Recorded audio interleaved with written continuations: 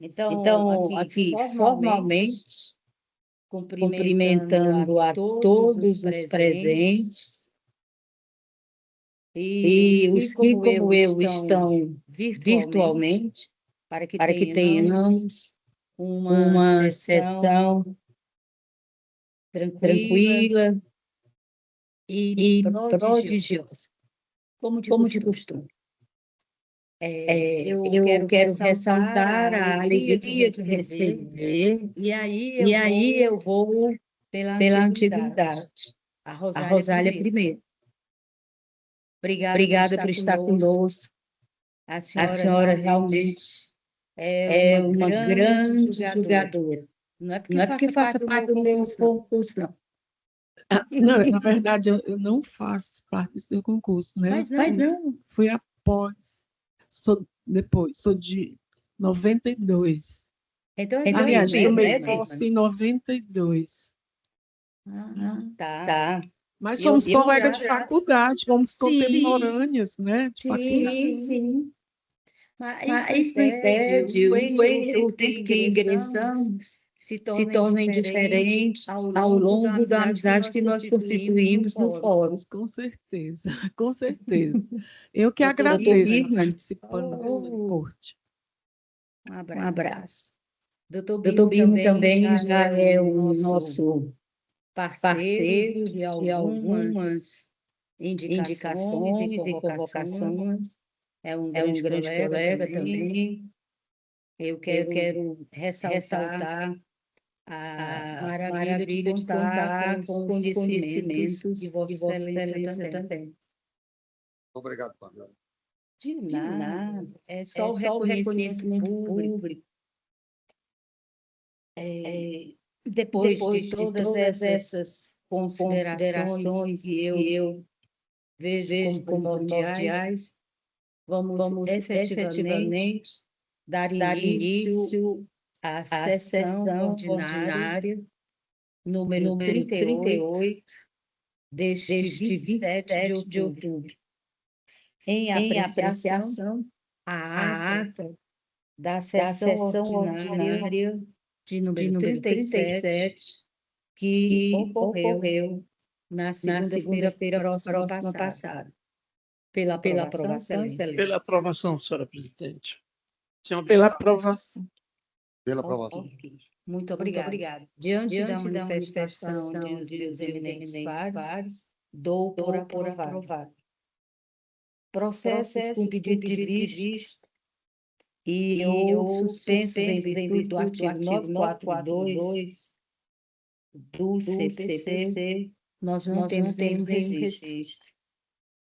Processo com pedido de sustentação oral e preferência. Nós iniciamos com a relatoria do eminente desembargador Inácio de Alencar Cortes Neto, neste ato, contando com a convocação da eminente doutora Rosália. Eu indago do doutor Cícero Mário Duarte Pereira, OAB Ceará, 12.564, se o mesmo que está representando os interesses da senhora Paula Ângela da Silva dispensa o relatório.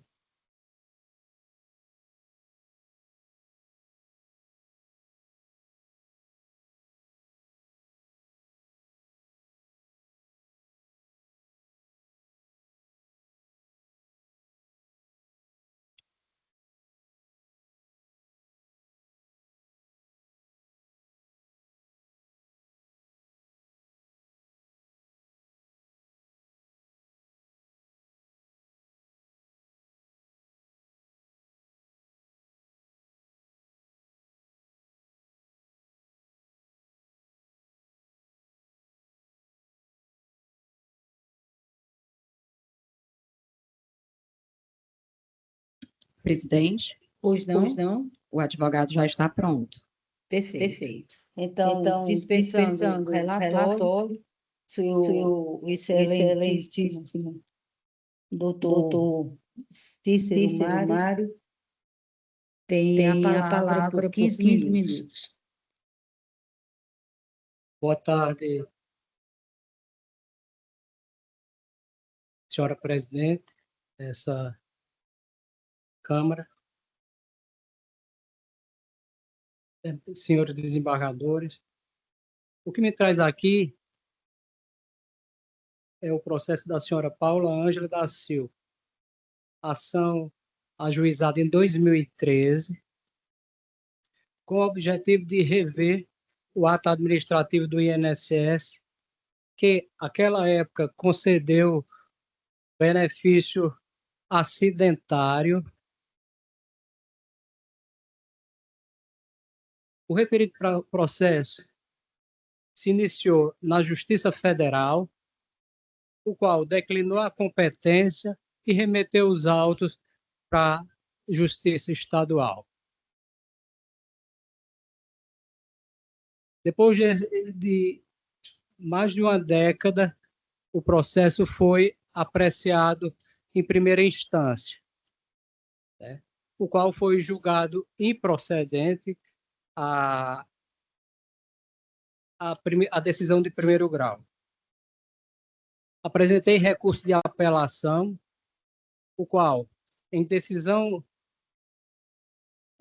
após ouvida do Ministério Público, se manifestou pelo provimento, né, e após parecer do Ministério Público, o eminente relator firma em decisão monocrática, concedeu a aposentadoria por invalidez à senhora Paula Ângela da Silva, vez que preenche todos os requisitos para tal concessão, vez que a incapacidade é total e permanente, inclusive com diversas barreiras sociais que a acometem. Isso tudo falo porque tanto o INSS quanto a Justiça Federal firmaram entendimento que se tratava de acidente de trabalho. De forma que hoje estamos aqui.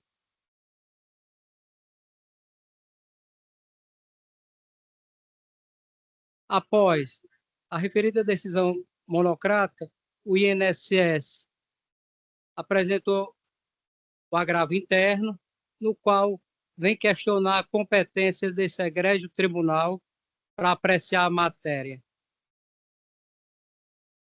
Vejamos, Excelência.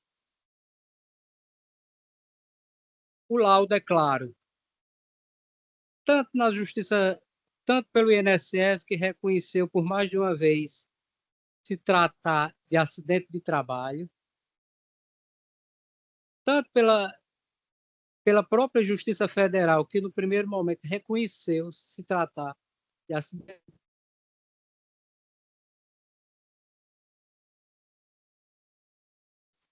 da Justiça Comum Estadual.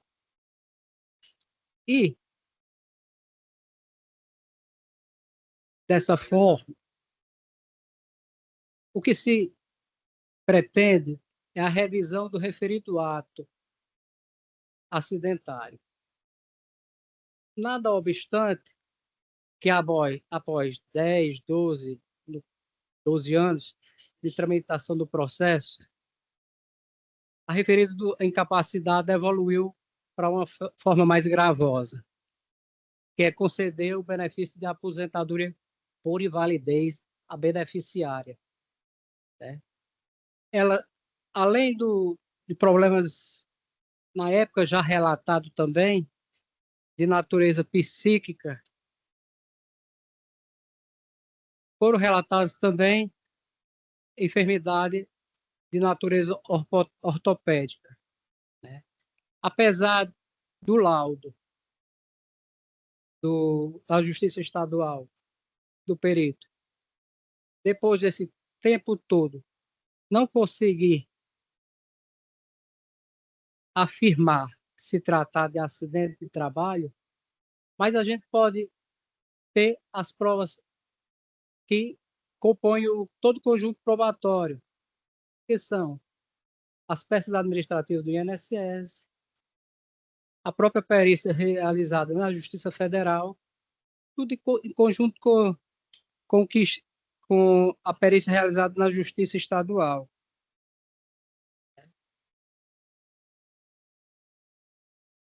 Desse modo, Excelência, eu venho a essa tribuna pedir a manutenção da decisão monocrática que concedeu a aposentadoria por invalidez à senhora Paula Ângela, né? Que, de forma cautelosa, minuciosa, examinou todos os autos e chegou a tal conclusão.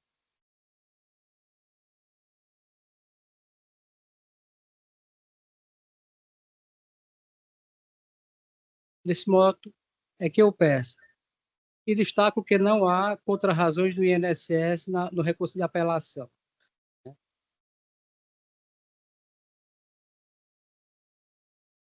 Desse ponto eu peço que seja negado o agravo interno e seja mantido os termos da decisão monocrática. É isso que eu peço. Obrigado, doutor. Doutora Rosália, é de Vossa Excelência a palavra. Sim. Não obstante a sustentação oral do ilustre causídico, eu vou passar aqui a leitura da ementa a respeito da causa. Um direito previdenciário e constitucional, agravo interno, aposentadoria por invalidez, perícia afasta a natureza acidentária, incompetência absoluta da Justiça Estadual, remessa à Justiça Federal, recurso provido. Caso em exame, o agravo interno interposto pelo Instituto Nacional do Seguro Social, INSS, contra a decisão monocrática que havia dado provimento à apelação da parte autora, condenando a autarquia a conceder a aposentadoria por invalidez, desde a cessação do último benefício. O INSS sustenta a incompetência absoluta da Justiça Estadual em razão de a perícia judicial ter concluído que a incapacidade não decorre de acidente de trabalho, pugnando pela remessa dos autos à Justiça Federal. Há duas questões em discussão, no caso.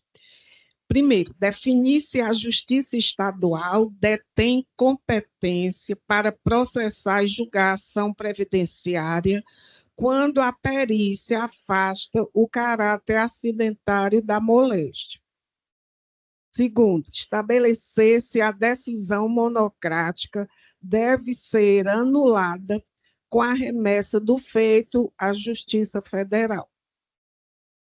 Em razões de decidir, o laudo pericial, meio técnico idôneo, conclui que as enfermidades da parte autora não possuem nexo causal com a atividade laboral, nem decorrem de acidente de trabalho. Nos termos do artigo 109, inciso 1 da Constituição Federal, compete à Justiça Federal processar e julgar demandas contra o INSS, salvo quando versarem sobre acidente de trabalho. A competência absoluta constitui matéria de ordem pública, como determina o parágrafo 1º do artigo 64 do CPC. Podendo ser reconhecida a competência absoluta em qualquer tempo e grau de jurisdição. A concessão administrativa anterior de auxílio-doença acidentário não vincula o juízo, pois a perícia judicial conclui pela ausência da natureza acidentária da incapacidade. A decisão proferida pela Justiça Estadual é nula, ao nosso ver, por incompetência absoluta, impondo-se anulação do julgado e a remessa dos autos à Justiça Federal, que é a competente para apreciar eventual benefício previdenciário comum. Recurso provido é como voto. Obrigada, Excelência. Acompanho Vossa Excelência na integralidade, confirmando o voto provisório já lançado.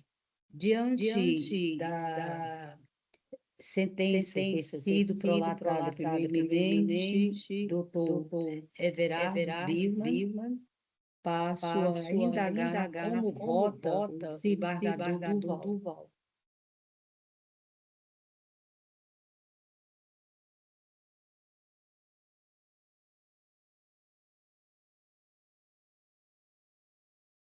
Senhora presidente, gostaria de primeiro cumprimentando Vossa Excelência e também o nobre advogado doutor Mário, mas eu gostaria de me envolver, relatora, no sentido de perguntar a ela se a moléstia não foi adquirida no desenvolvimento do trabalho, foi adquirida em que se baseia Vossa Excelência? Porque reconhece que a parte tem a moléstia. Certo. A base da decisão foi o laudo judicial, né? O laudo, embora o INSS tenha concedido auxílio-doença, inicialmente, né? Mas, como destacamos aqui no voto, aqui na ementa, que a concessão administrativa anterior de auxílio-doença acidentário não vincula o juízo, pois a perícia judicial concluiu pela ausência de natureza acidentária da incapacidade. A perícia que foi determinada em juízo, então concluiu que não, a causa do acidente, né, não tem motivo laboral. Essa foi a base da decisão, né? A perícia que entendendo pela incompetência absoluta da Justiça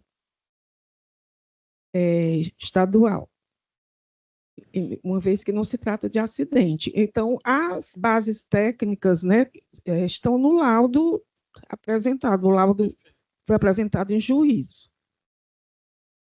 Certo? Eu estou satisfeito, senhora presidente, de vista, só para me examinar melhor. Pedindo vista para melhor exame? Só essa dúvida. Perfeito. Vista concedida. Presidente, se Vossa Excelência me permitir, eu queria só indagar o advogado. Estou consultando aqui a minha assessoria, foi dito que eu não despachei esse processo. Foi da 11ª para... Não. 11ª. Então eu despachei do segundo grau. Segundo grau. Tá certo. Tudo bem. Ok. Muito obrigado, presidente.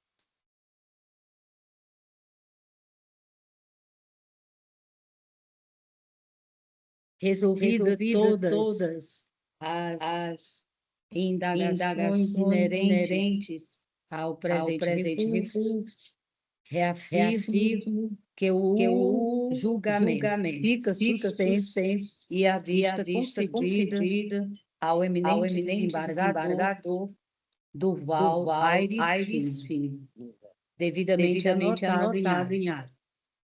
Dando sequência, passamos agora na pauta interna, é o 107, que é da nossa relatoria. Trata-se do agravo de instrumento 328.05.56.2025, final uma sequência de quatro zeros. Em que é agravante a Procuradoria-Geral do Estado e outros, e agravado Ceará Diesel S.A. A sustentação oral foi postulado pelo doutor Vicente Paulo Parente Pontes Neto, OABCE, número 37.593, representando os interesses da Ceará Diesel presencialmente. O doutor se encontra, doutora? Não, presidente. Não está. Os próximos 2 processos também são pedidos do mesmo advogado. Perfeito. Então, passarei aqui a leitura da nossa proposta de emenda. Agravo de instrumento conhecido e desprovido, agravo interno, julgado, prejudicado, decisão mantida, direito administrativo e processual civil, agravo de instrumento e agravo interno, licitação pública, desclassificação de licitante por ausência de comprovação de cumprimento de cotas de pessoas com deficiência, exigência não prevista no edital, nem na lei aplicável ao certame. Princípio da vinculação ao edital, legalidade da liminar que suspendeu a licitação, agravo de instrumento conhecido e desprovido, agravo interno prejudicado, decisão mantida e submeta. Doutor Biro? Acompanho Vossa Excelência, presidente. Obrigada, Excelência. Desembargador Durval? Foi Vossa Excelência. Diante da manifestação dos eminentes pares, julgamento, agravo de instrumento conhecido e desprovido, agravo interno, julgado, prejudicado, decisão mantida, a unanimidade, consoante voto desta relatora. O subsequente, já como dito pela nossa secretária, tem o mesmo causídio solicitante da sustentação oral. Então, vou anunciar e, seguidamente, farei leitura da proposta de emenda. Agravo de instrumento 300-1591, dígito 30-2025, final uma sequência de 4 zeros. Agravante. Conterrânea, veículos pesados, LTDA, versus Ceará Diesel S.A. Proposta de emenda. Agravo de instrumento conhecido e desprovido, agravo interno prejudicado, decisão mantida, direito administrativo e processual civil, agravo de instrumento e agravo interno, licitação, pregão eletrônico, medida liminar, artigo 7º, inciso 3º, Lei 12.016 de 2009. Decisão que suspende o ato decisório que desclassificou a licitante por suposta ausência de comprovação de reserva de vagas para pessoas com deficiência. Exigência não prevista no edital. Lei de licitações aplicável, princípio da vinculação ao instrumento convocatório, ausência de ilegalidade na liminar concedida, manutenção da decisão de primeiro grau, agravo do instrumento conhecido e desprovido, agravo interno prejudicado, decisão mantida e submetido. Eminente doutor Birma. Apoio Vossa Excelência, presidente. Muito obrigada, Excelência. Desembargador Duval. Também acompanho Vossa Excelência. Resultado. A unanimidade, agravo de instrumento conhecido e desprovido, agravo interno prejudicado, decisão mantida consoante voto desta relatora. O 115 da nossa pauta interna também foi solicitada a sustentação oral pelo doutor Vicente Paulo. Trata-se da remeta necessária cível sob o número 31.53.3, dígito 97/2021, ou com final uma sequência de 3 zeros, 1, em que são partes Marcelo de Oliveira Mendes e Roberto Cláudio Rodrigues Bezerra e outros. Nossa proposta de emenda: direito constitucional e administrativo, remessa necessária, ação popular, prova da cidadania, ausência de título eleitoral ou documento equivalente, ilegitimidade ativa, extinção do processo sem resolução de mérito, remessa necessária não provida, sentença confirmada. Submeto. Eminente doutor Dir.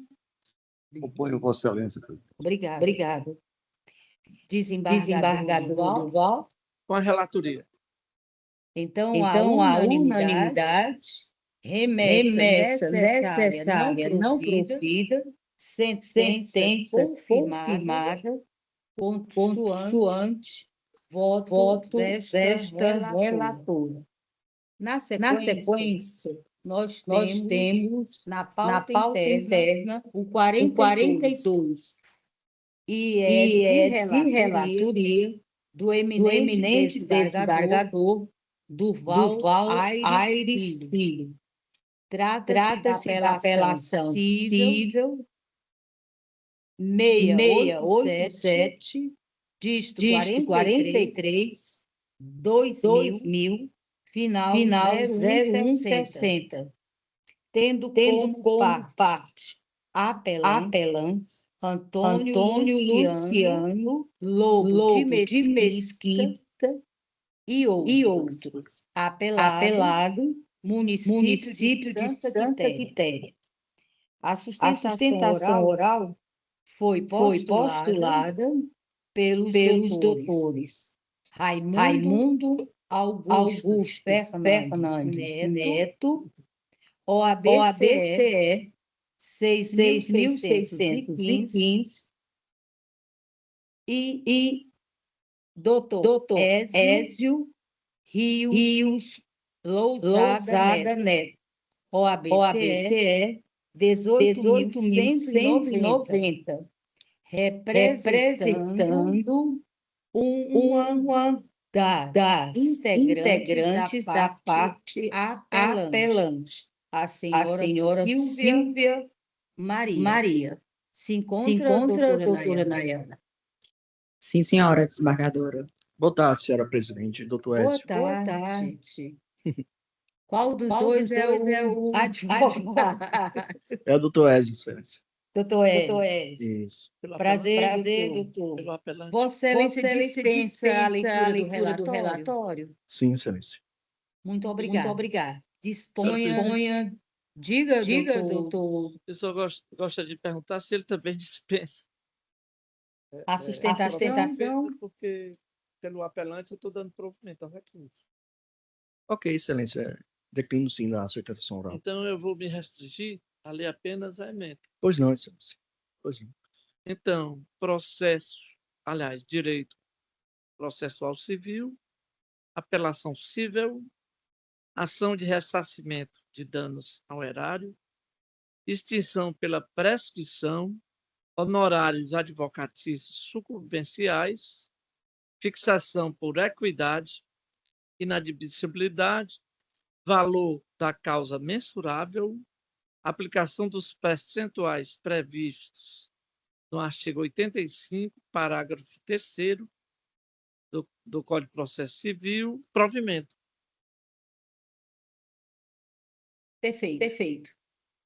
Doutora Rosália, como se manifesta? Eu acompanho o eminente relator, senhora presidente. Muito obrigada.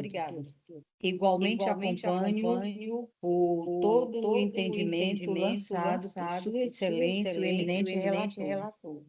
Assim, a unanimidade, recurso conhecido e provido, conforme voto do eminente relator. Obrigado, excelência. Obrigado, senhores membros. Uma boa tarde. Muito obrigada. Bom feriado também. Igualmente. Na sequência, nós temos na pauta interna 80, e é de relatoria do eminente desembargador Inácio de Alencar Cortes Neto, aqui com a doutora convocada, doutora Rosália Gomes dos Santos. Trata-se do agravo de instrumento 30.11.970, dígito 30, 2025, ou uma sequência de 4 zeros.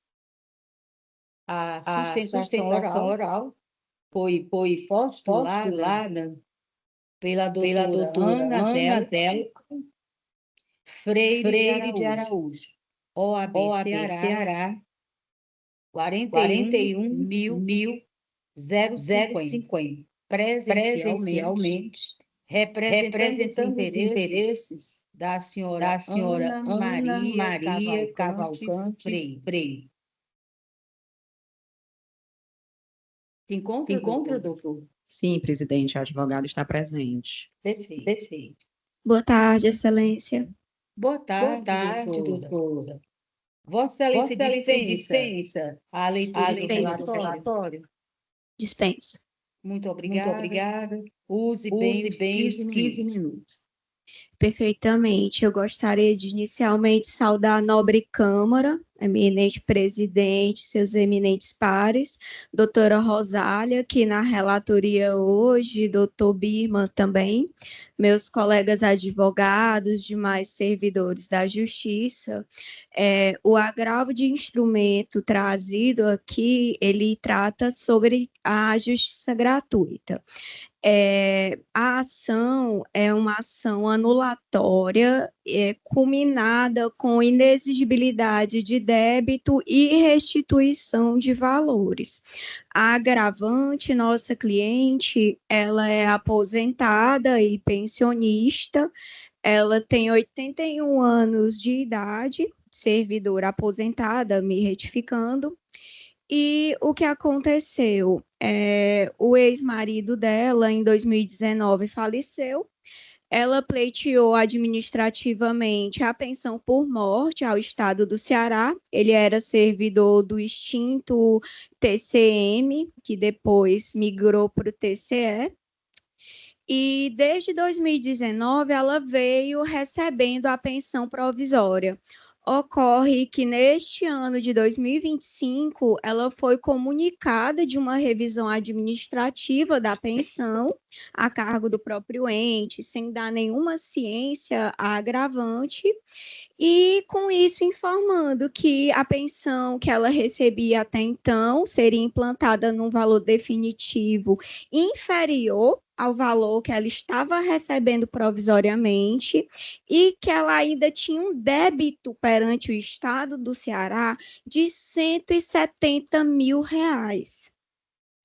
por supostamente valores recebidos a maior. Diante desse contexto, que a agravante veio a juízo para pleitear a revisão desse ato administrativo, a anulação, na verdade, bem como a inexigibilidade desse débito, que, inclusive, iria ser descontado em 172 parcelas de R$980. Bom, na origem, a justiça gratuita foi indeferida com base em duas argumentações. Primeiramente, o suposto patamar de rendimentos mensais que a origem entendeu que ela receberia, e segundo, por uma alegada insuficiência probatória da hipossuficiência, sendo que esses dois argumentos não prosperam. Primeiramente, o patamar de valores que o juiz atribuiu aos rendimentos mensais da autora, além de não condizerem com a soma bruta do que ela recebe, se você for contabilizar todos os descontos que ela tem, não chega nem perto. E, em segundo lugar, como eu já havia trazido aqui, a agravante tem 81 anos, sofre de doença coronariana grave, faz tratamento oncológico e, conforme as notas fiscais, os comprovantes de despesas, todos os contra-cheques, a declaração de imposto de renda dela, fica provado que ela tem um gasto básico mensal, sem contabilizar alimentação, transporte, nem nada, só com moradia, plano de saúde, empregada doméstica, medicamentos, ela tem um gasto de R$10.700 mensais. Então, não há como supor que uma pessoa com este patamar de gastos tenha como arcar com custas processuais iniciais de quase R$8.000, que atualmente está em aproximadamente 7.740 para o patamar de valor da causa. E ainda mais para discutir um ato arbitrário, unilateral, perpetrado pelo Estado do Ceará. Então, com base em todo esse acervo probatório, com base, inclusive, no entendimento do STJ de que a cifra per si dos valores dos proventos é um critério insuficiente, até mesmo inócuo, para aferir a hipossuficiência econômica, porque nós temos que ter uma análise do caso concreto, a par também de todas essas documentações, de uma planilha sintética, analítica que nós fizemos, demonstrando esses gastos mensais, nós entendemos que deve, sim, ser provida o agravo de instrumento para conceder a justiça gratuita. Nesse sentido, inclusive, foi o parecer ministerial pelo acolhimento do nosso recurso, e já de início o desembargador Inácio havia dado uma tutela parcial para poder pelo menos reduzir em 50% o valor das custas e admitir um parcelamento. Mas nós viemos aqui pedir que, na realidade, o recurso seja de fato integralmente provido para que a agravante obtenha a gratuidade judiciária. Subsidiariamente, se não for acatado, que permaneça a decisão monocrática no sentido da redução e do parcelamento, como já foi deferido. São estes os nossos pontos. Agradeço desde já a oportunidade e fico à disposição do voto da eminente relatoria. Obrigada, doutora. Doutora Rosália. Eu vou fazer a leitura da proposta de emenda na integralidade, que eu acho que explica melhor a situação e para que haja um melhor entendimento. A emenda parte da caixa alta. Direito processual civil, agravo de instrumento, gratuidade da justiça, pessoa idosa com rendimentos elevados, despesas médicas e custos. Custos processuais expressivos. Despesas médicas e custos processuais expressivos. Redução e parcelamento das custas. Recurso parcialmente provido.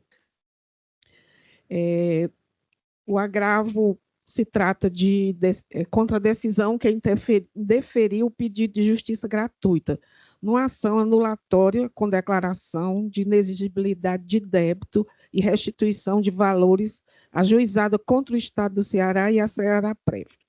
A autora alegou revisão unilateral em pensão por morte, com redução do valor recebido e imputação de débito no montante de R$ 169.842,62. O juízo ACOI indeferiu o pedido de gratuidade diante da renda da autora, fixando um prazo de 15 dias para o recolhimento integral das custas, sob pena de cancelamento da distribuição. Há duas questões em discussão: verificar se é cabível a concessão da gratuidade de justiça à parte agravante, considerando sua condição econômica e as despesas apresentadas. E definir se é possível a modulação do pagamento das custas iniciais, mediante redução e parcelamento, à luz dos parágrafos 5º e 6º do artigo 98 do CPC. Em razão de decidir, o direito e o acesso à justiça é garantia constitucional, sendo a gratuidade um instrumento de viabilização desse direito, aplicável nos termos do artigo 98 e 99 do CPC. A presunção de hipossuficiência prevista no parágrafo 3º do artigo 99 do CPC é relativa, podendo ser afastada por elementos concretos dos autos que evidenciam capacidade de arcar com os custos do processo. A análise do caso concreto revelou que a agravante ofere rendimentos líquidos mensais superiores a R$ 13.000, com saldo de poupança e alienação de imóvel no ano calendário anterior, afastando a alegação de hipossuficiência. Contudo, documentos demonstram que aproximadamente 75% dos rendimentos mensais da agravante são consumidos com despesas médicas, plano de saúde, moradia e cuidadora, o que compromete sua disponibilidade para arcar integralmente com o valor das custas iniciais. A jurisprudência do TJCE reconhece a possibilidade de modulação do pagamento de custas mediante redução e parcelamento, quando demonstrada a dificuldade financeira relativa nos termos dos parágrafos 5º e 6º do artigo 98 do CPC. O juízo de origem deixou de oportunizar à parte a comprovação complementar das despesas alegadas, em afronta ao parágrafo 2º do artigo 99. É pertinente ponderar a perspectiva mais atual de encarar o objetivo do direito, segundo a ótica da análise econômica do direito, AED. Isto é, deve-se analisar as normas legais de modo a promover a eficiência, o que implica a maximização do bem-estar social. Embora a ED seja frequentemente associada à eficiência, ela também pode ser usada para analisar e avaliar questões de justiça distributiva, ou seja, como as normas jurídicas afetam a indiscriminada de gratuidade, a distribuição aliás, como as normas jurídicas afetam a distribuição de recursos e oportunidades entre diferentes grupos sociais. A concessão indiscriminada de gratuidade pode gerar distorções no sistema a incentivar a litigância abusiva. Por isso, a modulação proporcional se apresenta como solução que equilibra o interesse público e o direito individual de acesso à justiça. As custas iniciais devem ser reduzidas em 50%, com autorização de parcelamento em até 6 vezes, de modo a tornar o pagamento viável e compatível com a situação da parte. Então, ficou mantida a decisão anteriormente tomada pelo desembargador Inácio em reduzir 50% das custas e autorizou também que seja pago em até 6 parcelas, né, as custas iniciais. Como voto, senhora presidente. Obrigada. Nesse caso, o recurso é conhecido e parcialmente provido, correto? Certo. Recurso provido, parcialmente. Perfeito.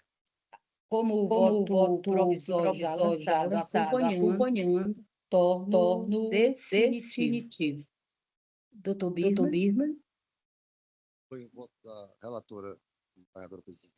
Muito obrigada. Então, o julgamento para o presente recuo fica assim definido. A unanimidade, recurso conhecido e parcialmente provido nos termos do voto da relatoria.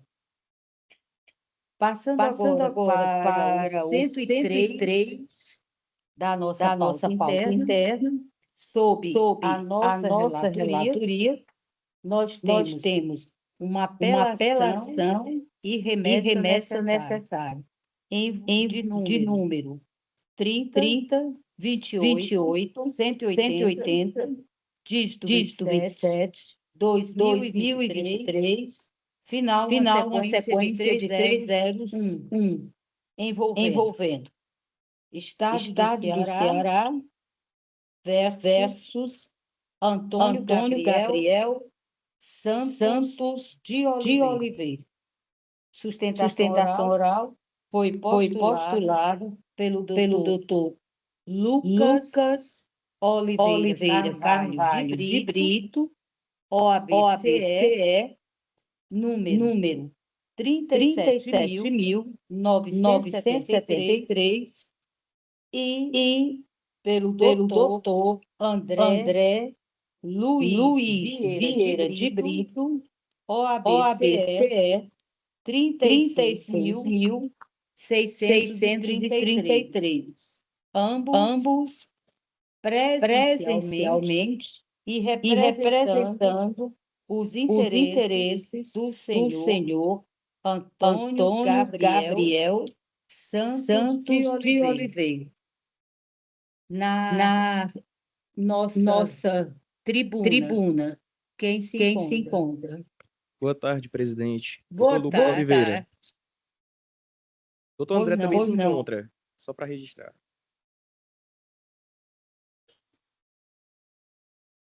Oi? Aqui está Vamos passando dividir o o avião. Presidente. É doutor André Lucas. Luiz. Não, doutor Lucas. Doutor Lucas e doutor Lucas. André vão dividir o tempo. Perfeito. Então dispensam a leitura do relatório. Dispensa, excelência. Muito obrigada e façam um bom uso dos 15 minutos. Boa tarde, nobres julgadores, integrantes dessa Egrégia Câmara de Justiça. Boa tarde, servidores da Justiça, colegas advogados, demais presentes. A questão posta aqui, vou fazer um breve resumo, até em virtude da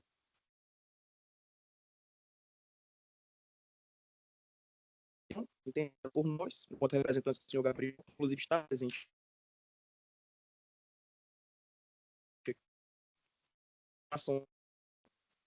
e numa abordagem policial, no momento de prisão, agiu de maneira desproporcional na efetuação da prisão, e essa forma truculenta de agir da polícia militar, na ocasião, acarretou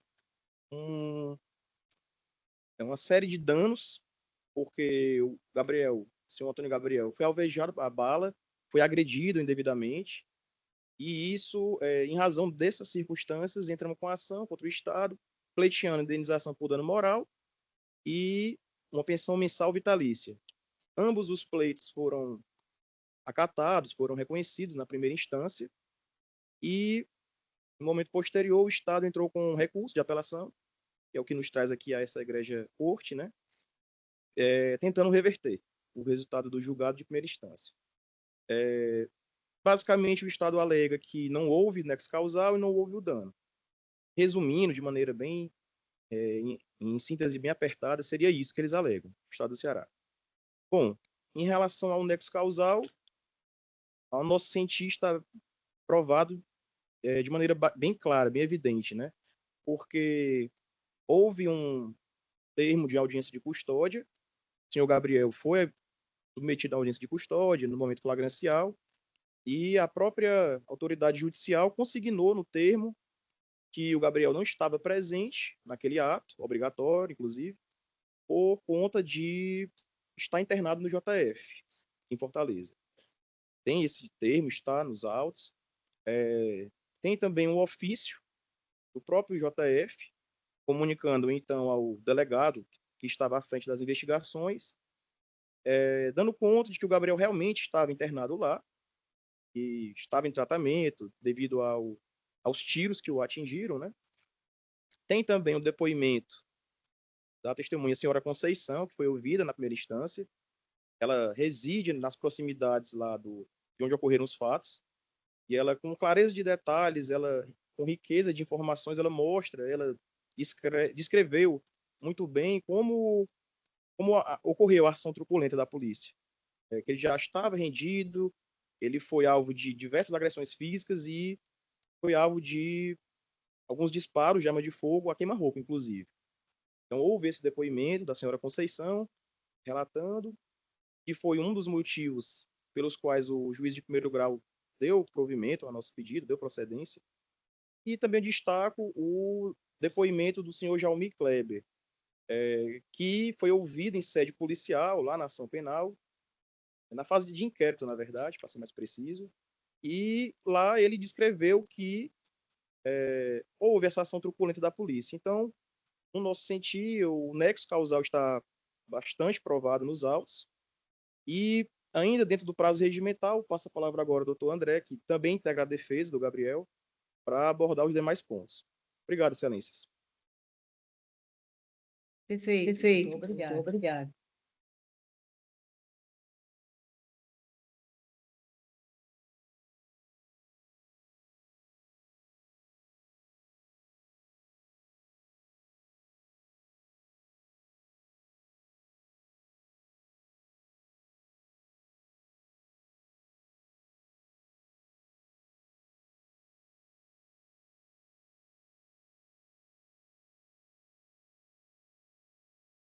Boa tarde a todos, boa tarde à eminente relatora. Boa Estou tarde. atrapalhando aqui, excelência, com a roupa, mas é sempre assim, não é novidade.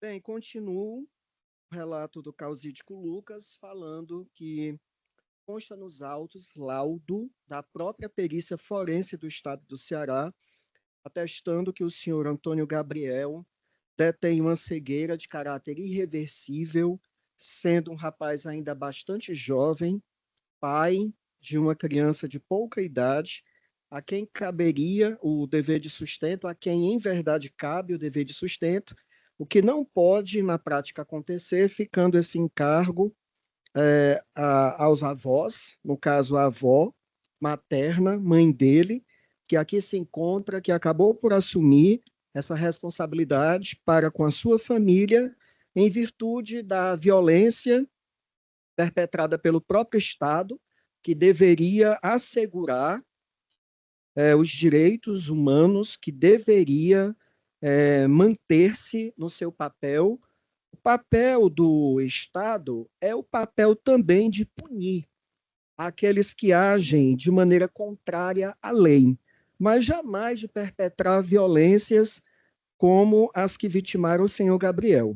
Então, faço referência ao laudo da perícia forense que atesta essa cegueira irreversível, como também há nos autos laudo médico do setor de saúde da unidade prisional Irmã Imelda, aonde ficou recolhido o senhor Antônio Gabriel, laudo este que atesta a necessidade do senhor Gabriel de uma ajuda permanente de uma terceira pessoa. Então, como uma família de poucos recursos, uma família humilde, consegue prover alimentação, sustento para uma criança, a avó se encontra aqui, acho que 4 anos, é isso a criança? 7 anos de idade, uma criança de 7 anos de idade, filho do senhor Gabriel, o próprio senhor Gabriel, a necessidade permanente de cuidados de uma terceira pessoa e uma família de poucos recursos. Tudo isso em razão, sim, reconhecemos, a defesa nunca deixou de reconhecer o delito praticado pelo senhor Antônio Gabriel, que deveria ter sido punido ao rigor da lei e não de forma arbitrária, injusta e totalmente desproporcional. Colocamos aqui um questionamento diante dessa egrégia corte: como pode uma pessoa que é um policial militar, um grupo de policiais militares, que não são o Antônio, o Pedro, o Joaquim, são representantes do Estado do Ceará, e enquanto tal deveriam ter agido e deveriam agir. Como podem, diante dessa missão tão importante, tão fundamental a todos os cidadãos, que é a defesa, perpetrar uma violência de disparos de arma de fogo contra uma pessoa que já se encontrava devidamente rendida, devidamente presa e totalmente impossibilitada de manifestar qualquer tipo de reação que pudesse, de alguma maneira, ameaçar a integridade física desses agentes da lei. É algo inconcebível que jamais pode ser admitido por este causídico, assim como por todos aqueles que fazem a justiça e que integram esta egrégia corte.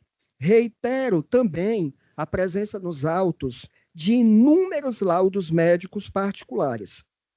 Esses laudos médicos particulares atestam a completa incapacidade do senhor Antônio Gabriel para o mercado de trabalho, assim como o parecer da própria Procuradoria de Justiça do Ministério Público, que reconhece essas condições que levaram o senhor Gabriel a se encontrar num estado de verdadeira penúria, em que a família tem muita dificuldade em prover o sustento, em prover a subsistência.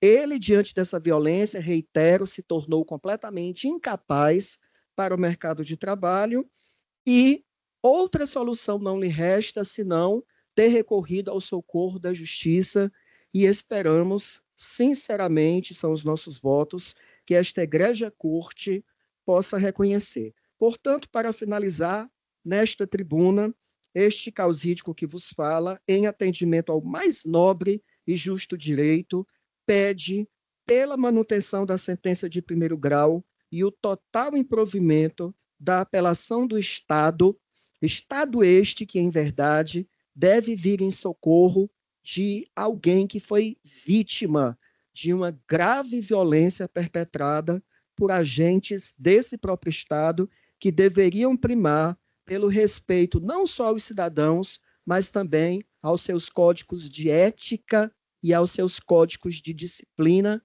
e de atuação enquanto força policial. Muito obrigado, uma boa tarde, fica aqui o desejo de um bom feriado a todos que aqui se encontram.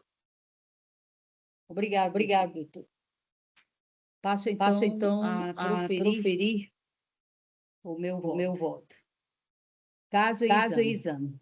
Remessa necessária e apelação civil interpostas pelo Estado do Ceará contra a sentença que julgou parcialmente procedente os pedidos exordiais.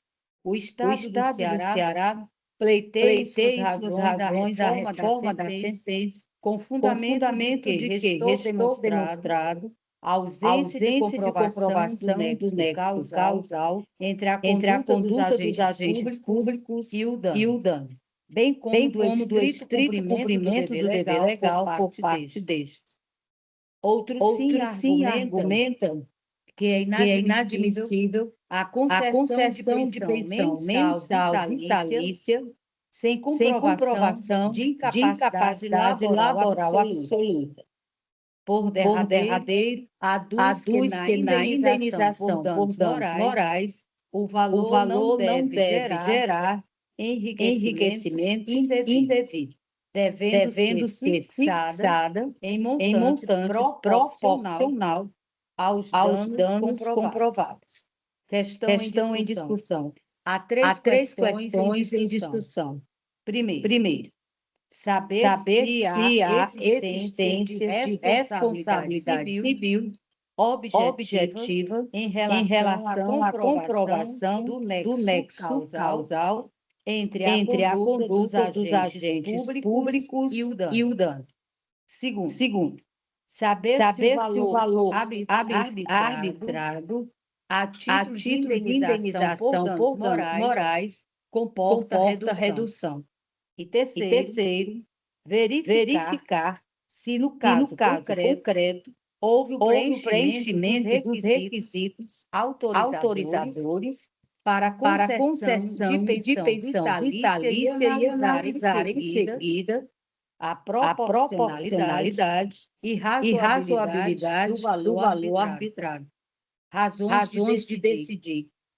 Considerando a incompatibilidade entre o artigo 496, parágrafo 1º do CPC e a tramitação simultânea da remessa necessária, com recurso voluntário fazendário, deixe de conhecer do pré-exame necessário, tendo em vista a interposição tempestiva de apelação pela Fazenda Pública, resta comprovado o abuso de poder por parte de agentes policiais no exercício da função, resultando em cegueira total e permanente do autor em decorrência de disparos de arma de fogo e agressões físicas durante a abordagem policial, devidamente demonstradas por laudo pericial e por prova testemunhal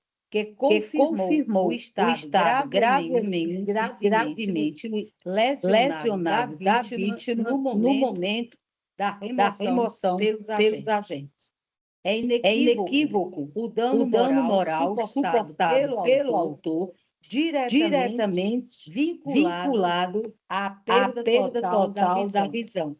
O prejuízo decorre da mudança abrupta e irreversível em sua condição de vida, que em um instante transformou sua realidade cotidiana e comprometeu de forma definitiva sua autonomia pessoal.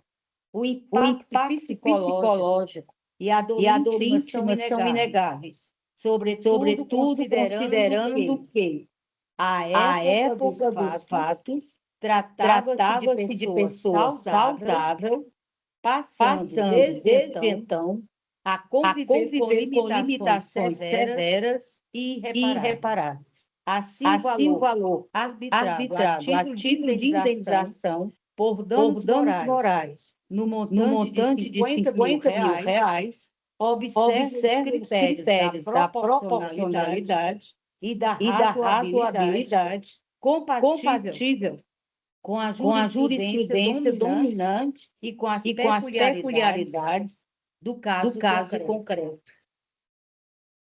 Mantida a condenação do Estado ao pagamento de pensão mensal vitalícia no valor do salário mínimo a título de indenização por danos morais, danos materiais em observância ao princípio da reparação integral e diante da incapacidade elaborativa permanente do autor, sendo o valor fixado, proporcional, razoável e necessário para assegurar condições mínimas de subsistência digna. Assim, remessa necessária não conhecida, apelação conhecida e desprovida, sentença mantida. É como voto e submeto. Doutor Birman? Foi o noticioso voto, Vossa Excelência, presidente.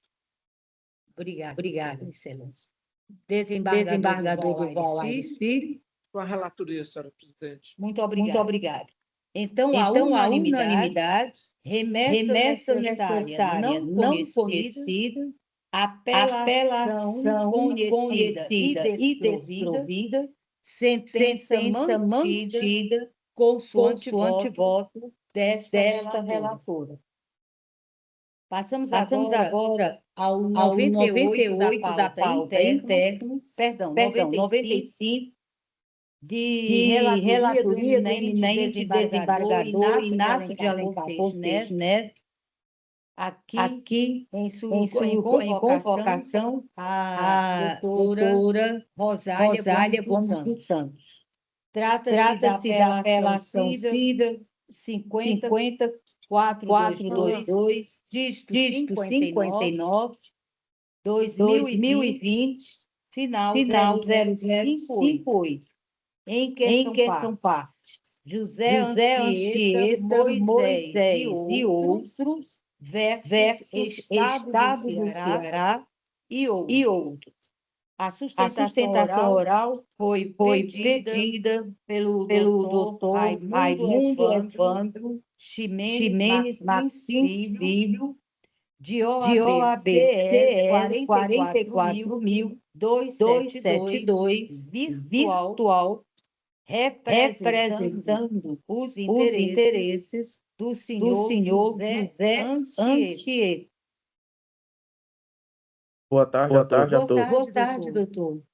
Boa tarde. Faz tempo que o senhor está na desde o início. Indago a Vossa Excelência se dispensa a leitura do relatório. Dispensa, doutor. Muito obrigada. Faça bom uns 15 minutos. Colocar aqui. Boa tarde a todos. Turma. Serei bem rápido e sintético sobre o que aconteceu. Trata-se de um servidor público, né, que se aposentou por invalidez em 8 de 2007, mas ele ingressou no público em 7 de agosto de 1984 como carcereiro. Ou seja, não foi o primeiro de concurso público. Né? Aí veio a nova instituição e resumindo, a discussão saber se ele é vinculado ao regime geral de social ou regime próprio de social. Aí recentemente teve uma decisão que agora é o 8. Doutor Evandro, por gentileza, a fala de Vossa Excelência está saindo em eco. Verifique, por favor. Aqui está normal. Está normal? Então, por gentileza, a transmissão deverá verificar, e também a nossa secretária, quais são os microfones que estão ligados. Presidente. Prossiga, doutor. Agora está melhor? Agora voltou à normalidade. Pronto, mas vocês entenderam todo o começo, né? Sim, doutor. Pronto. Aí, resumindo, teve essa decisão recente do recurso extraordinário 1426.306 Tocantins, né, que qual era a discussão? A discussão era saber se esses servidores públicos que entraram antes da Constituinte, eles estavam ligados ao regime geral ou ao regime próprio.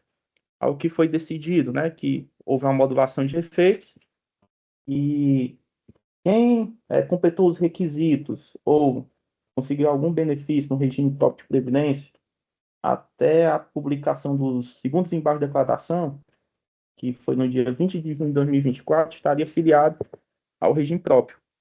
Aí, resumindo, no caso aqui, o seu José Anchieta estaria vinculado ao regime próprio. E, com isso, aplique-se as regras do regime próprio de previdência, né? Aí, analisando o processo administrativo na época, como ele se aposentou em 2007, assim que foi dada a entrada na aposentadoria, quer dizer, na presente ação, né, o Tribunal de Contas do Estado ainda não tinha julgado, né, não tinha homologado essa aposentadoria. Aí lá no parecer da Procuradoria, a questão de o que estava sendo discutido era se essa lei, a nova lei dos agentes penitenciários se aplicava a ele, né? Aí eles entenderam que não. Mas houve a reforma, né, dessa decisão na sentença de primeiro grau, correto? E o juiz de primeiro grau entendeu o seguinte, né, que o direito à paridade e à integralidade não seriam aplicados, né, ao apelante, né? E a gente pede que seja reformado esse ponto, porque ele deu tudo menos essa questão, que seja concedida a integralidade, a paridade, de acordo com o pessoal da ativa, né? E além disso, lembrando, por último, como ele se aposentou por invalidez, né, mesmo que tenha tido aquela reforma do Código Civil sobre a questão dos incapazes, pega a lei antiga, né, que só para lembrar que não cabe a prescrição, tá certo? E esse é o voto. O voto não, esse é o recurso. Findou, meu amigo? Sim. Obrigada. Doutora Rosália, é de Vossa Excelência a palavra.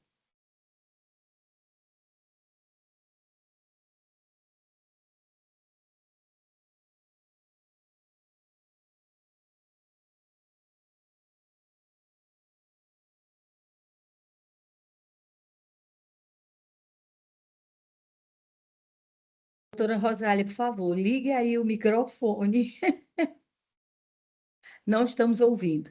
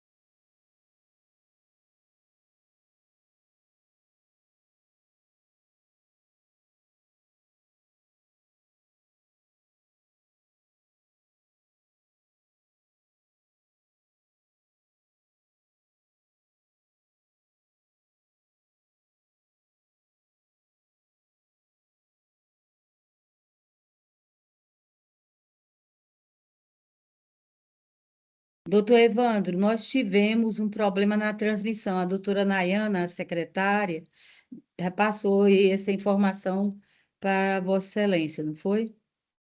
Nós vamos retomar a transmissão para que o senhor possa fazer novamente a sustentação oral, que a doutora Rosália não ouviu, os demais colegas também não. Tá bom, doutor. Muito obrigada, amigo, pela compreensão.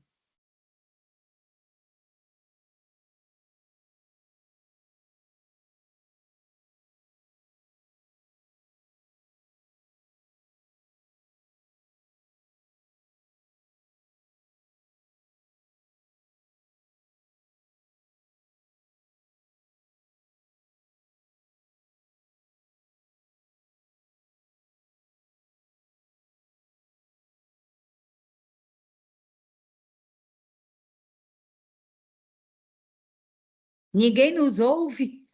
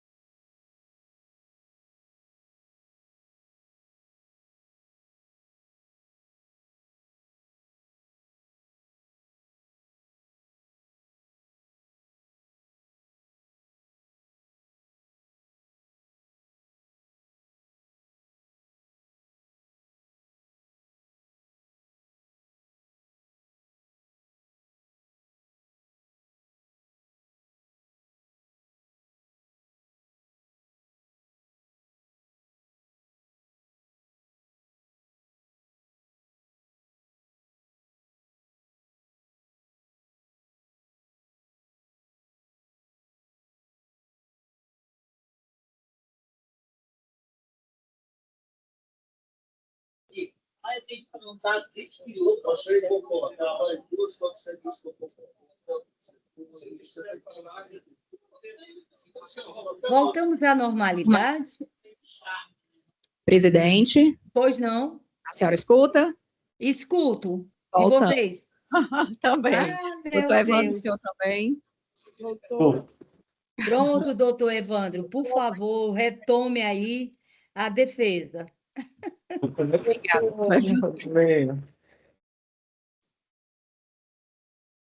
Aí eu teria novamente os 15 minutos.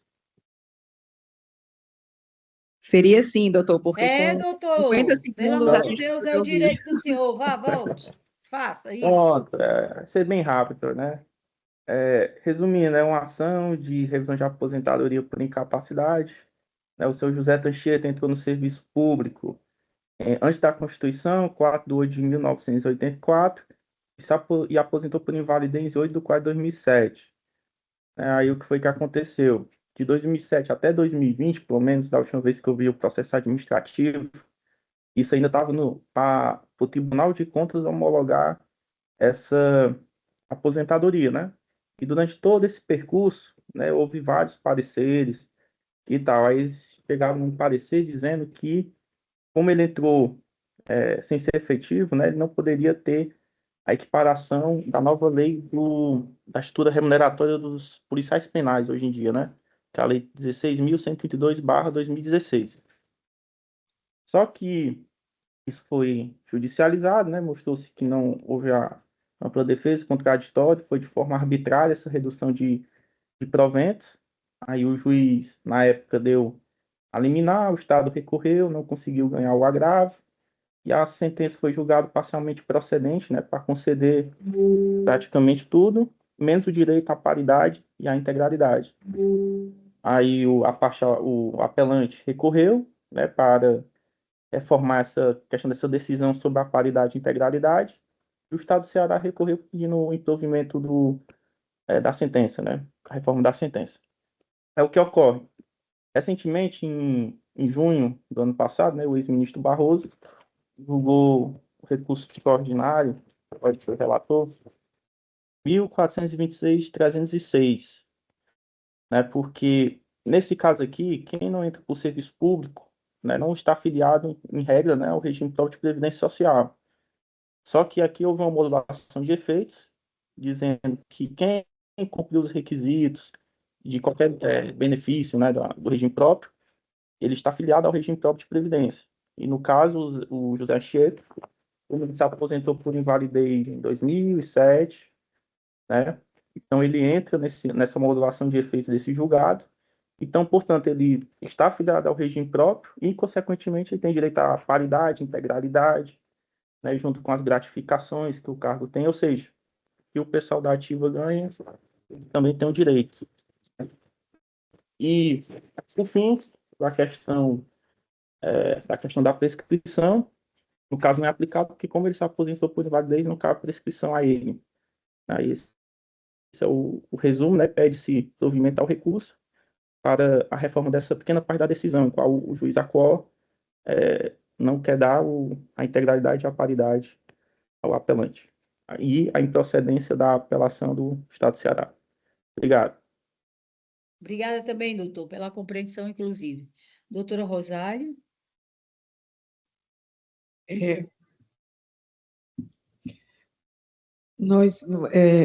Vou ler a íntegra da ementa, porque, como uma questão um pouco complicada, para que haja um entendimento melhor. Direito constitucional e administrativo, relações cíveis, apelações cíveis, revisão de proventos de aposentadoria por invalidez, redução unilateral, sem contraditório, segurança jurídica e confiança legítima, impossibilidade, pleito de integralidade e paridade, ingresso no serviço público sem concurso, ausência de direito à equiparação com servidores da ativa, apelações desprovidas. As apelações cíveis interpostas pelo Estado do Ceará e por José de Anchieta Moisés, contra sentença proferida em ação de revisão de aposentadoria por incapacidade permanente com cobrança de atrasados. O autor foi aposentado em 2007 com proventos integrais. Alegou redução de seus vencimentos em 2020 sem contraditória e ampla defesa, pleiteando o restabelecimento da integralidade e a recuperação com os policiais penais da ativa. A sentença anulou o ato administrativo redutor, restabeleceu os proventos e condenou ao pagamento de diferenças, rejeitando, porém, a equiparação com a nova carreira. A questão em discussões. Há duas questões em discussão. Primeiro, definir se é válida a redução dos proventos de aposentadoria por invalidez sem prévia observância do contraditório e da ampla defesa. Estabelecer-se número 2, estabelecer se o autor tem direito à integralidade e à paridade, com equiparação remuneratória aos servidores da ativa da carreira policial penal, que é o mesmo que o agente prisional. Razões de decidir.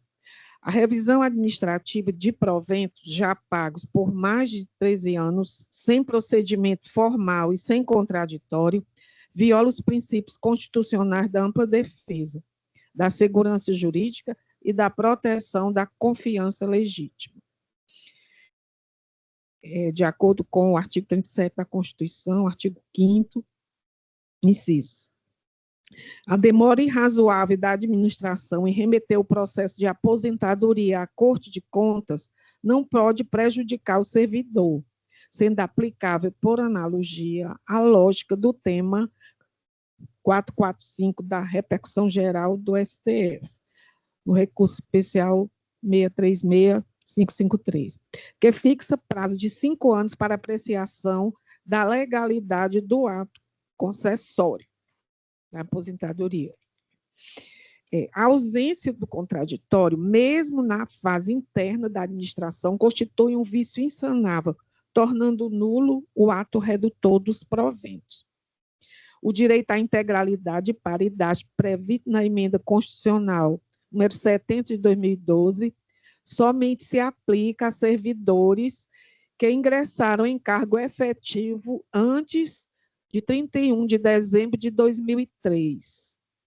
O autor foi admitido em 1984, sem concurso.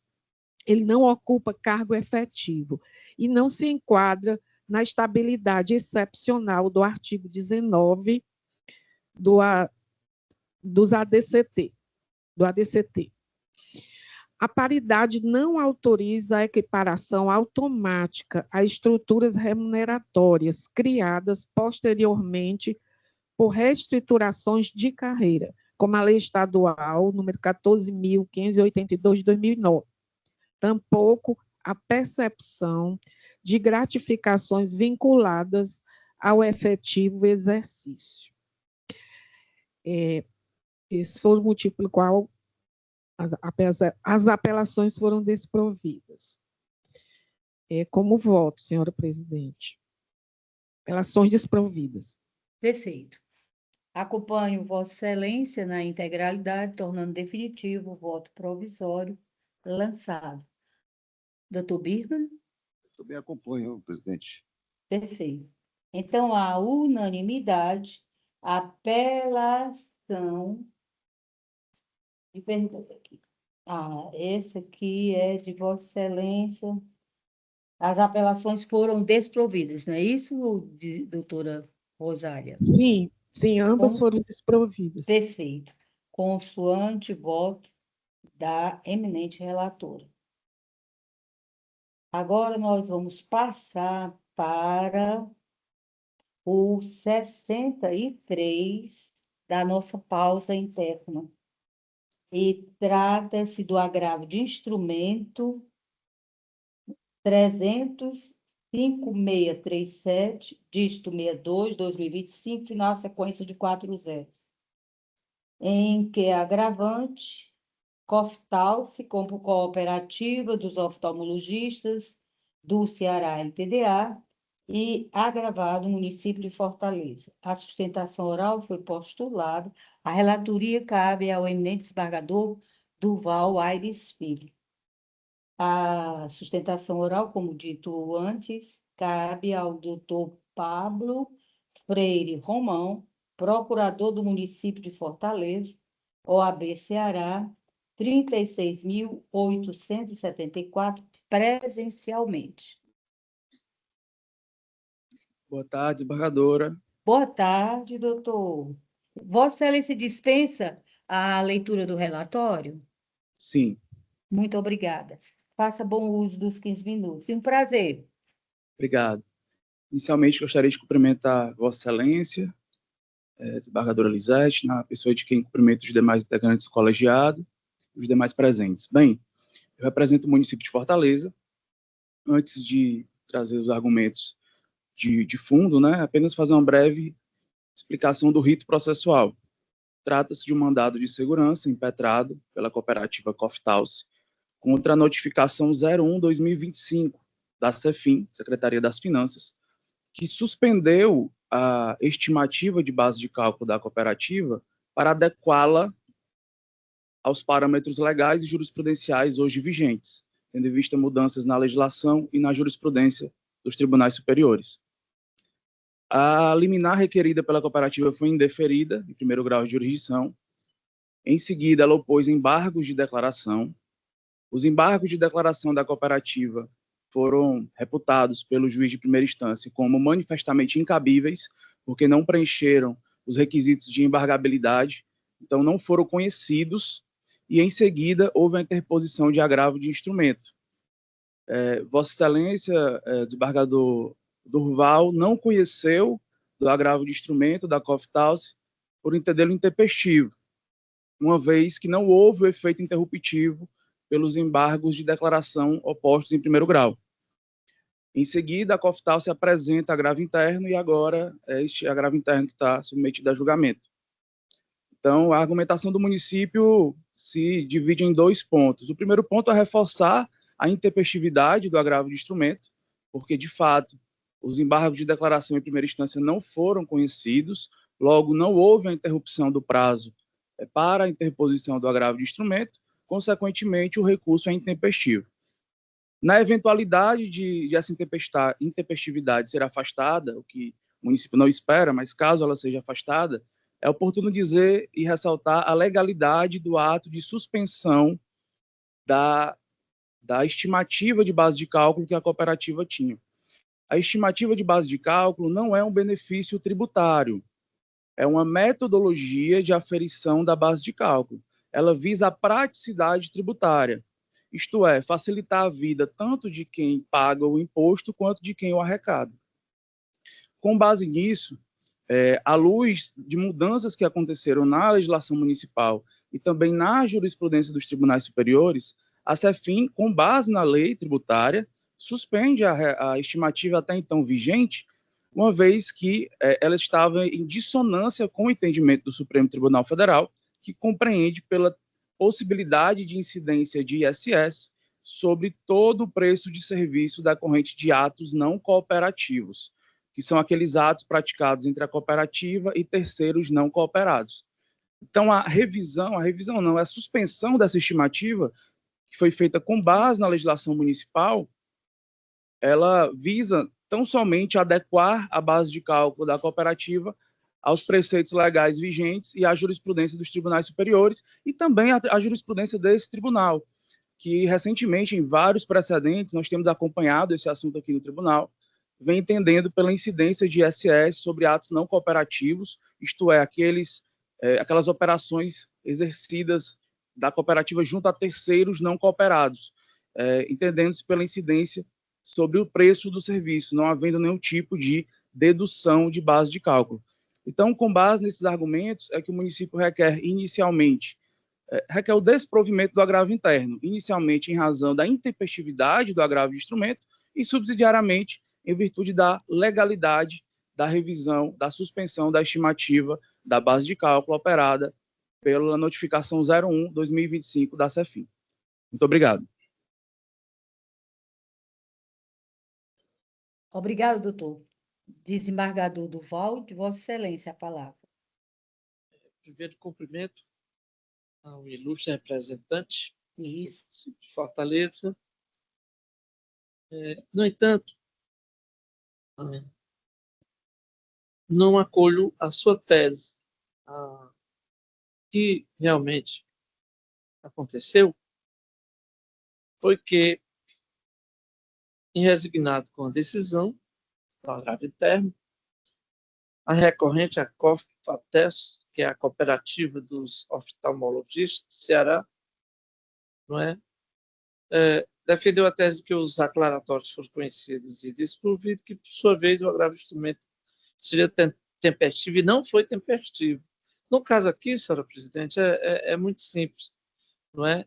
Eu estou reconhecendo que houve no agravo de origem, não é este agravo, não é?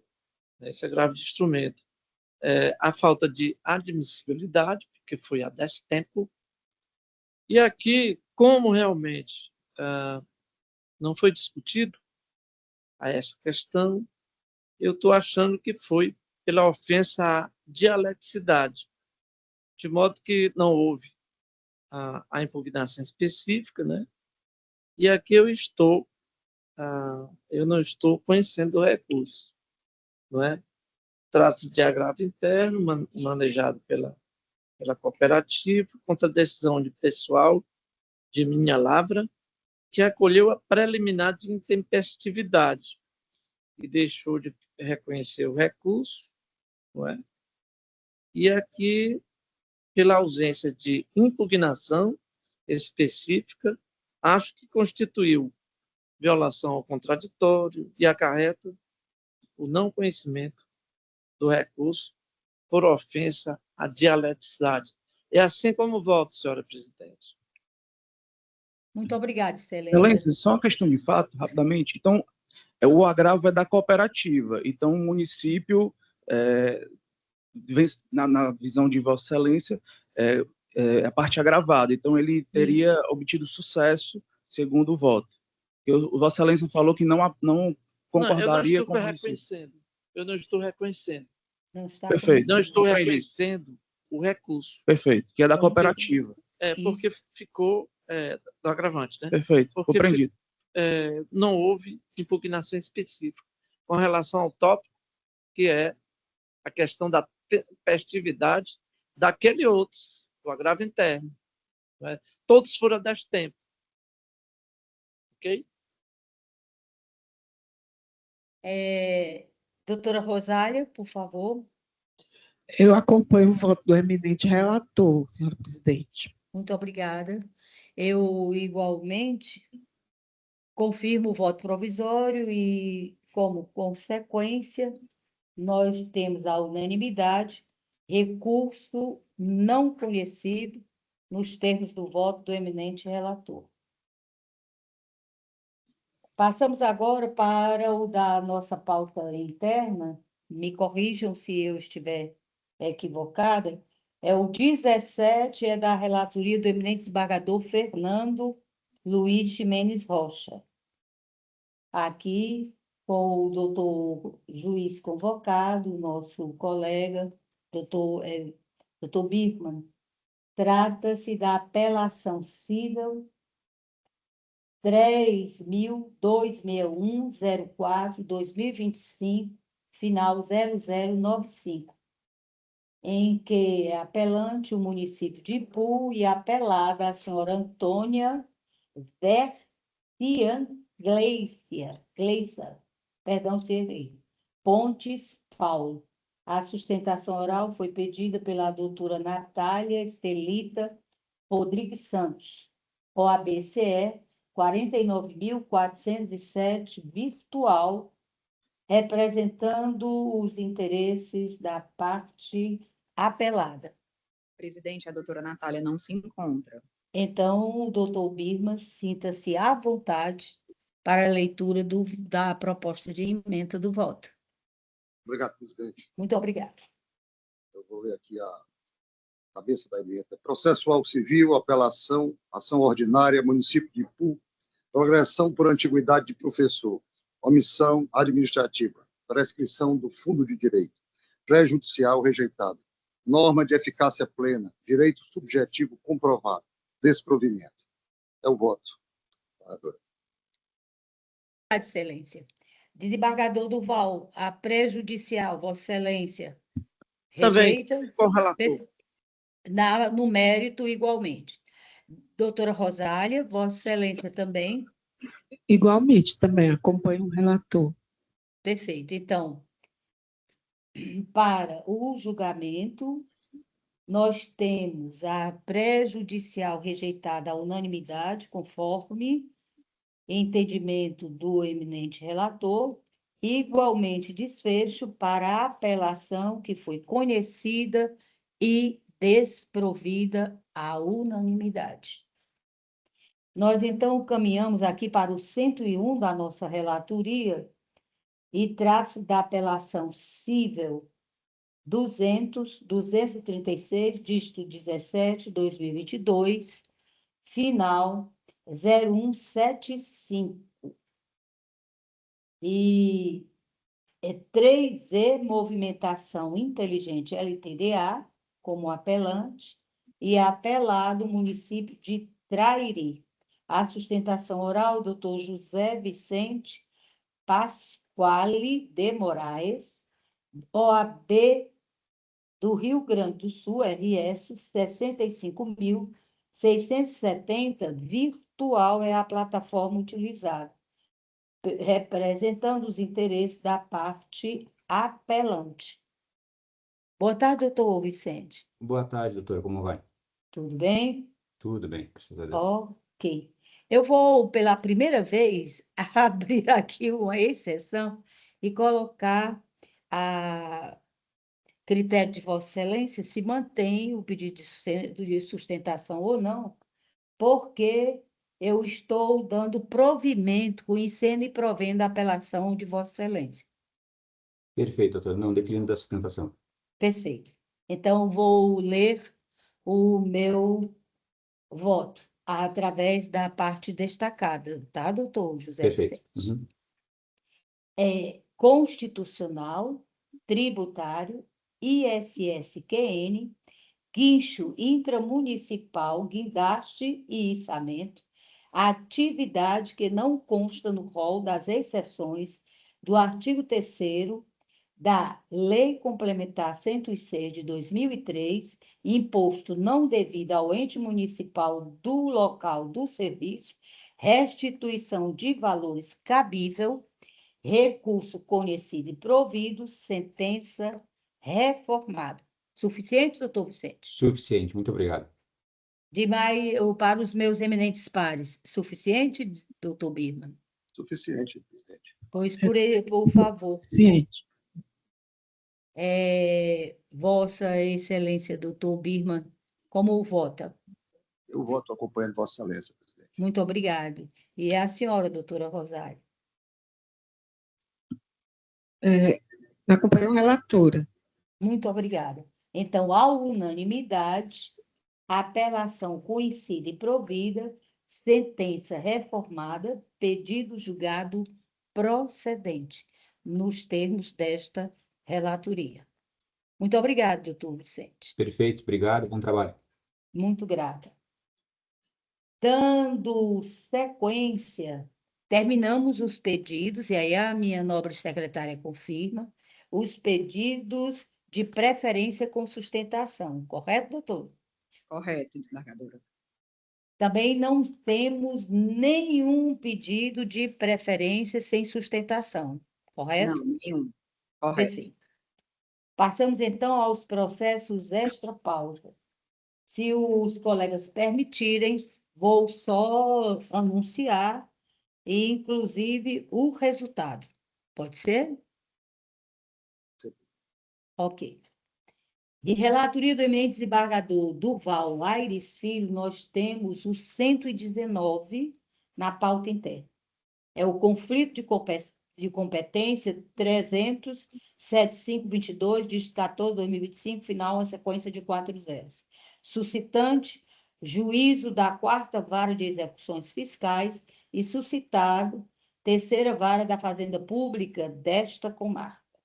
Conflito negativo de competência conhecido e julgado procedente, declarando-se competente o juízo de direito da 3ª Vara da Fazenda Pública da comarca de Fortaleza. Todos os pares votaram acompanhando o entendimento do eminente relator, por conta à unanimidade. Perfeito, doutora? Perfeito, Nayara? excelência. Então, fica já lançado o julgamento. Da nossa relatoria, nós temos embargos de declaração na apelação civil 200.794, dígito 65, 2022, final 0182, em que o nosso voto é pelo recurso não conhecido, referentemente aos embargos de declaração. Também já foi, o nosso entendimento já foi acompanhado pelo Dr. Birman e pelo desembargador Durval. Os senhores confirmam? Confirmo, presidente. Perfeito. Então, a unanimidade, embargos de declaração não conhecido. Processos em pauta, com a exceção dos que já foram anunciados e julgados. Eu gostaria de saber se os eminentes pares confirmam os votos já lançados no SAGE e também na plataforma PJE. Doutora Rosália?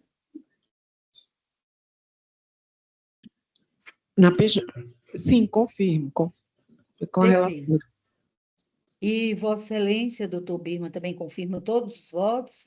Confirmo, presidente. Confirmo também. O desembargador Durval tem a mesma postura? Então, excelências, ficamos o seguinte. No sistema SAGE, o desembargador Durval, aqui como os processos são devidamente publicados e os advogados e partes são intimados, eu só digo o número da pauta. É o de 1 ao 3 no sistema SAGE. Cabe a relatoria do eminente desembargador Durval Aires Filho. Então, a votante é a doutora Rosália e eu, que já confirmamos, acompanhando o entendimento do eminente relator. Na nossa relatoria, somente o 4 na plataforma SAGE. É o eminente colega, doutor Birman, e o desembargador Durval, que também confirmaram os votos já lançados. Perfeito? Perfeito. Então, pronto. Na plataforma PJE, do eminente desembargador Fernando Luiz Mendes Rocha, tendo a substituição pelo eminente doutor João Everardo Matos Birman, de 1 ao 24, com a exceção do 23, que está sendo adiado para o retorno do eminente desembargador Fernando Ximenes. Também o 22, Vossa Excelência está retirando, doutor Birman? O 22 é o que foi pedido a sustentação oral. Hoje eu estou adiando, presidente. Perfeito. E o 23 eu sou impedido. Exatamente. Então, por isso está voltando para... Nós temos aqui exatamente esta informação, salvo o processo número 23, que será adiado para o retorno do eminente desembargador Ximenes, em virtude do impedimento do eminente doutor Birman. E o 22, Vossa Excelência também está retirando, adiando. Foi. Exato. Pronto. Em todos os demais processos que foram disponíveis nesses recursos, a Vossa Excelência foi devidamente acompanhado pelos eminentes pares, por quanto à unanimidade. Para o desembargador Durval, nós temos aqui o 25, isso na pauta interna nossa, ao 64 no sistema PJE. E todos já foram devidamente analisados e acompanhados. Só um instante, por favor.